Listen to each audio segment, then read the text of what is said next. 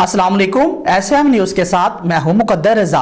SM news studio में खुशामदीद। खबरों का सिलसिला बढ़ाते हुए हम शामिल करते हैं कराची से।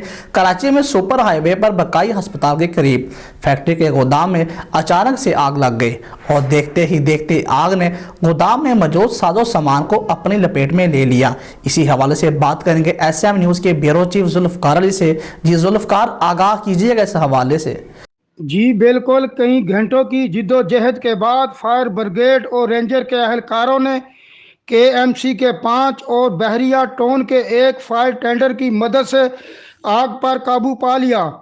फायर ब्रिगेड के मुताबिक सुपर हाईवे बकाई अस्पताल के करीब फैक्ट्री के पैकिंग के गोदाम में आग लगी थी। आग की इतला मिलते ही रेंजर के अहलकार और फायर ब्रिगेड के 2 फायर टेंडर आग बुझाने के लिए पहुंच गए। कुछ देर की जिद्दोजहद के बाद रेंजर्स अहलकारों की मदद से आग पर काबू पा लिया गया। ताहम कुछ देर बाद फैक्ट्री के गोदाम में रखे हुए गत्ते में आग दोबारा भड़क उठी।